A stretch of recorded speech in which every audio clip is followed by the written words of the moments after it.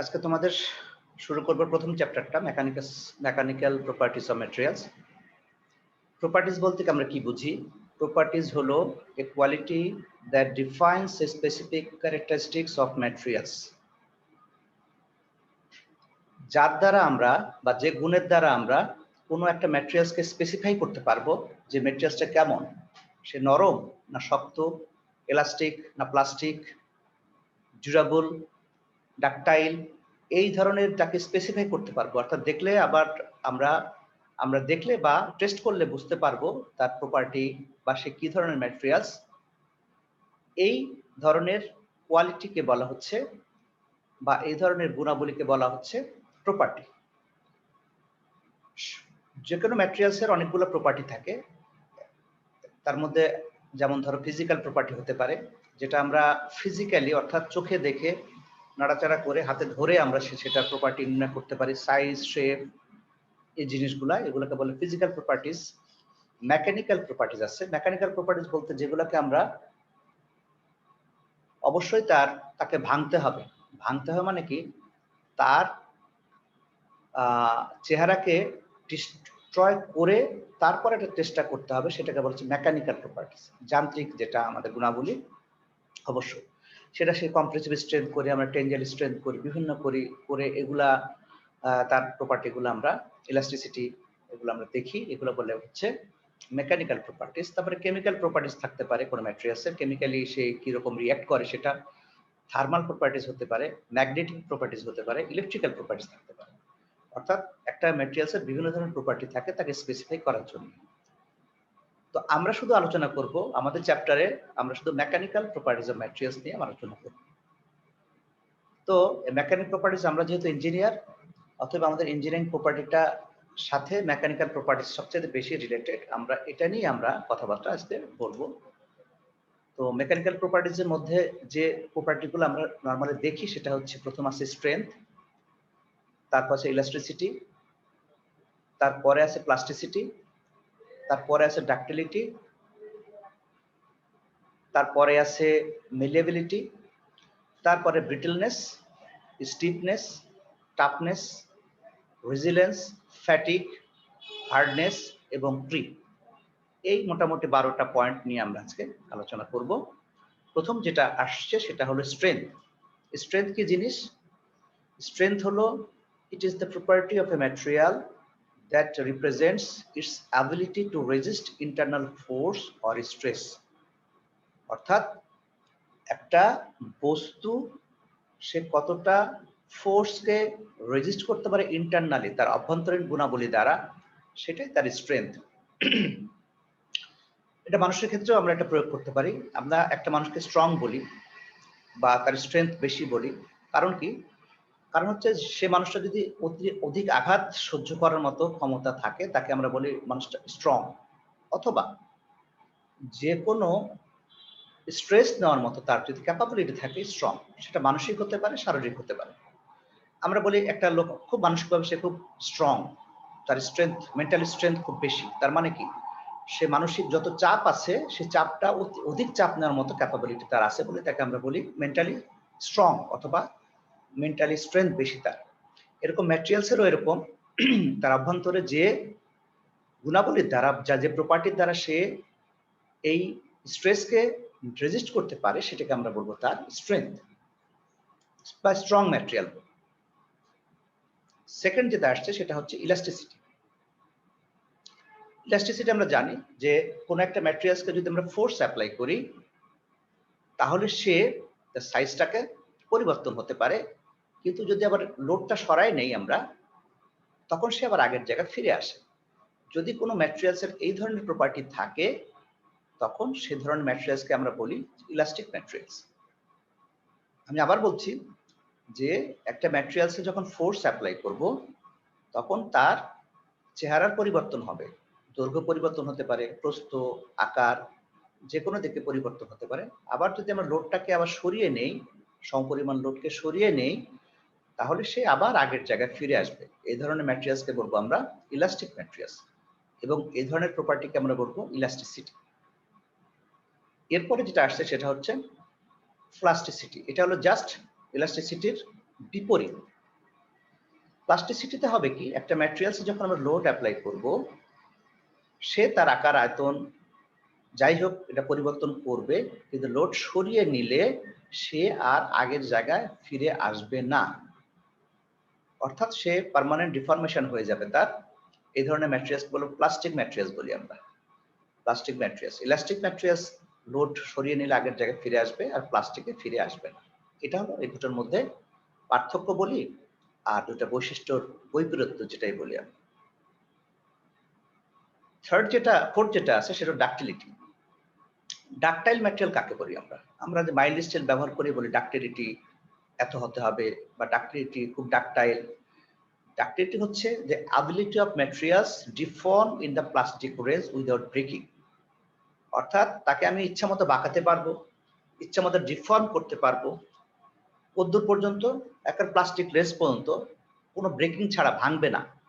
যেমন আমরা মাইল্ড স্টিলের কিন্তু বেন্ডিং করি, হুক তৈরি করি, আবার এটাকে কোনো প্রয়োজনে আবার এটাকে সোজা করতে হয় আমাদেরকে, একটা বেশি হয়ে গেছে এটাকে সোজা করবো। তাহলে এই যে আমি তাকে ডিফর্ম করছি কিন্তু সে ভাঙছে না, এই ধরনের ম্যাটেরিয়ালসের প্রপার্টিকে বলবো আমি ডাকটাইল প্রপার্টি এবং বা ডাকটিলিটি।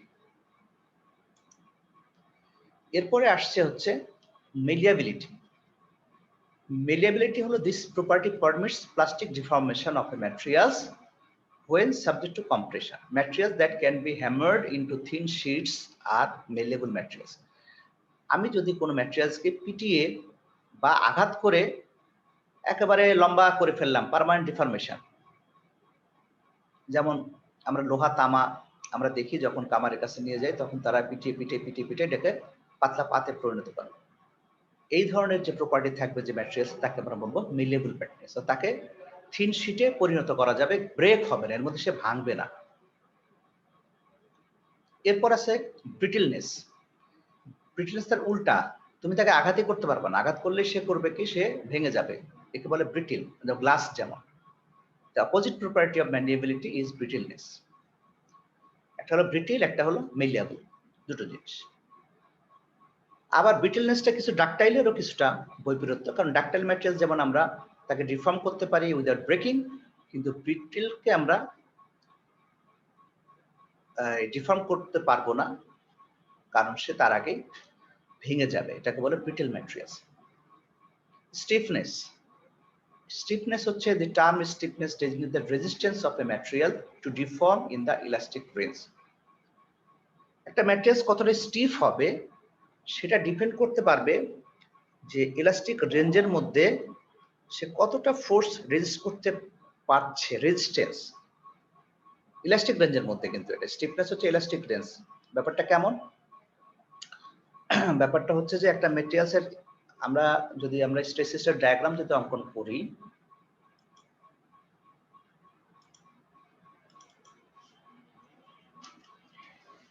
আমরা ধরো একটা মাইল্ড স্টিলের আমরা নরমালি স্ট্রেস ডায়াগ্রাম যদি আঁকি, কিছুটা সোজা যাবে, তারপরে যেটুকু সোজা যাবে সেটুকু আমরা বলি হচ্ছে এটা হচ্ছে এইটুকু আমরা বলি ইলাস্টিক লিমিট, অর্থাৎ স্ট্রেস স্ট্রেন।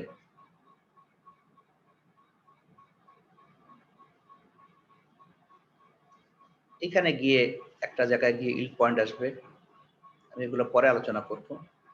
একটা আলটিমেট আসবে, একটা জায়গায় গিয়ে ব্রেক হয়ে যাবে, আর সর্বোচ্চ একটা লোড একটা আসবে, অর্থাৎ সর্বোচ্চ যেখানে আসবে সেটাকে বলবো আলটিমেট পয়েন্ট, আর যেটা ভেঙে যাবে ব্রেকিং পয়েন্ট। এই যে তো এই যে একটা ম্যাটেরিয়ালস এই লিমিটের মধ্যে আমরা করব কি, ফোর্স দিচ্ছি আর সে এনার্জিটাকে অ্যাবজর্ব করছে, ধরে রাখছে মানে কি, সে কিন্তু তাকে ফোর্স সরাই নিলে সে আগের জায়গায় আবার ফিরে আসার মতো ক্যাপাসিটি তার আছে, কিন্তু এইটুক জায়গার মধ্যে সে কিন্তু কি করতে পারে, স্টিফ ম্যাটেরিয়ালস হলে সে এনার্জিকে অ্যাবজর্ব করে রাখে। কেমন, আমি তোমাদের একটু উদাহরণ দেই। আমরা যদি একটা মানুষকে ক্রমাগত আঘাত করতে থাকি, দেখবা যে খুব যারা স্টিফ শক্তিশালী মানুষ তারা কিন্তু সে ঠায় দাঁড়িয়ে থাকবে। একটা হালকা পাতলা মানুষ, তাকে আমরা আঘাত করলাম, সে কিন্তু দাঁড়িয়ে থাকতে পারবে না, পড়ে যাবে। তার মানে কি, সে স্টিফ না। স্টিফ হলে সে কিন্তু তার এই আঘাতগুলোকে সে তার ইলাস্টিক লিমিটের মধ্যে সে অ্যাবজর্ব করতে পারতো, অর্থাৎ এই আঘাতগুলোকে অ্যাবজর্ব করে সে দাঁড়িয়ে থাকতো।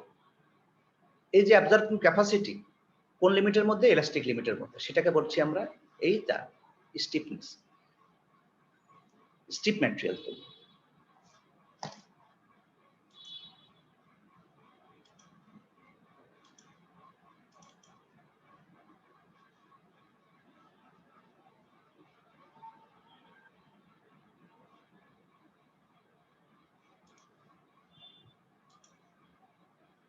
আর এরপরে টাফনেস আছে। The property of indicates the ability to absorb released energy in the plastic lens.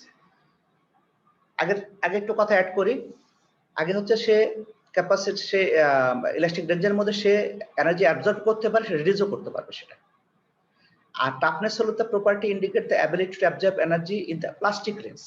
আগেরটা ছিল ইলাস্টিক রেঞ্জের মধ্যে, আর এটা হবে প্লাস্টিক রেঞ্জের মধ্যে। প্লাস্টিক রেঞ্জ আবার কোনটা? প্লাস্টিক রেঞ্জ হচ্ছে এই ইলাস্টিক লিমিটের পরে যে জায়গাটুকু আসতেছে, এটা হলো প্লাস্টিক। এটা পার্মানেন্ট ডিফরমেশন হয়ে যাবে এখানে এসে। অর্থাৎ এই পর্যন্ত কোন ম্যাটেরিয়ালসকে আমরা লোড প্রয়োগ করে যদি লোড সরাই নিই, সে আগের জায়গায় ফিরে আসবে। কিন্তু এর পরে গিয়ে যদি কোনো ম্যাটেরিয়ালসকে লোড সরাই নিই, তাহলে সে আগের জায়গায় ফিরে আসবে না, হয়তো এখানে এসে পড়ে থাকবে। তো এই যে যেখানে যে লিমিটের মধ্যে লোড প্রয়োগ করলে আগের জায়গায় ফিরে আসবে না, এই জায়গাটুকু আমরা বলি প্লাস্টিক লিমিট। আর এইটাকে বলি আমরা ইলাস্টিক রেঞ্জ, প্লাস্টিক রেঞ্জ। তো এই প্লাস্টিক রেঞ্জের মধ্যে সে এনার্জিটাকে অ্যাবজর্ব করবে, রিলিজ করবে। এই প্রপার্টিটা, এটাই হচ্ছে আমাদের টাফনেস। তারপর রেজিলেন্স, এটা আর হচ্ছে স্টিফনেস, এই একই কাছাকাছি জিনিস। Resilience is of A materials is the ability to absorb energy in the elastic range. আগে যেটা বললাম আমরা, দেখো stiffness term stiff resistance of materials to deform in the elastic range. এটা ইলাস্টিক রেঞ্জের মধ্যে ডিফর্ম করতে পারবে। আর রেজিলেন্স হচ্ছে resilience materials ability to absorb energy in elastic range. দুটো একটু ভাষাগত পার্থক্য আছে, কিন্তু প্রায় কাছাকাছি। রেজিলেন্স হচ্ছে যে কতটুকু শক্তি যদি আমরা এটা পরিমাপ করি, তখন সেটাকে আমরা বলবো রেজিলেন্স।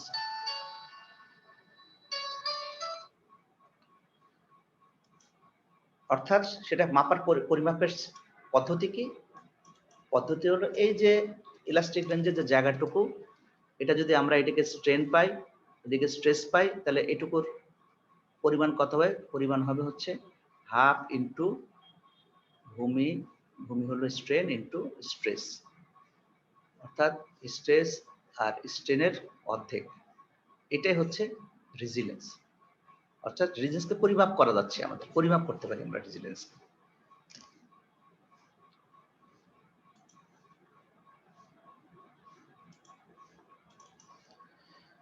তারপর আসলে fatigue. The term fatigue of materials used to indicate its strength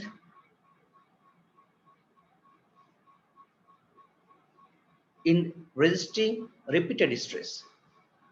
কোন ম্যাটেরিয়াল যদি পুনঃ স্ট্রেসকে নিতে পারে, অর্থাৎ আমরা একটা গাড়ি ব্রেক করছি একটা ব্রিজের উপরে, তারপরে কোন একটা জায়গায় যদি পুনঃ লোড প্রয়োগ করি, তাহলে সে করবে কি, সেটাকে রেজিস্ট করতে পারবে রিপিটেডলি, পুনঃ আঘাতকে রেজিস্ট করতে পারে। এই ধরনের যদি কোনো ম্যাটেরিয়ালস থাকে, তাকে আমরা সেই ধরনের ম্যাটেরিয়ালসকে আমরা বলি, বা সেই প্রপার্টিকে বলি আমরা ফ্যাটিক। তারপর আছে hardness. The term hardness is the resistance of a material to permanent deformation of its surface. কোন একটা ম্যাটেরিয়ালসের পার্মানেন্ট ডিফরমেশন হতে বাধা দিবে এমন প্রপার্টিকে বলা আমরা হার্ড ম্যাটেরিয়ালস। একটা হলো স্ট্রং ম্যাটেরিয়ালস বা স্টিফ ম্যাটেরিয়ালস, একটা হলো hard materials. Hard material permanent deformation হতে দিবে না, তাকে রেজিস্ট করবে।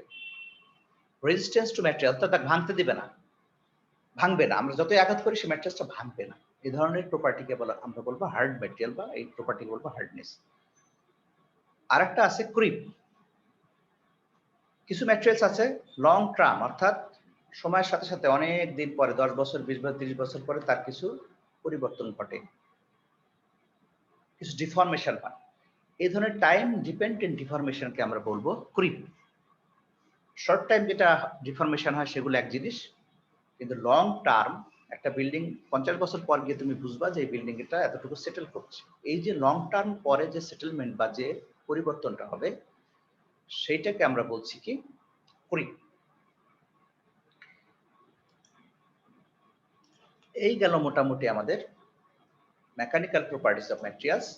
আমরা যে প্রথম চ্যাপ্টারটা আলোচনা করার কথা ছিল সেটা আমরা আলোচনা করলাম।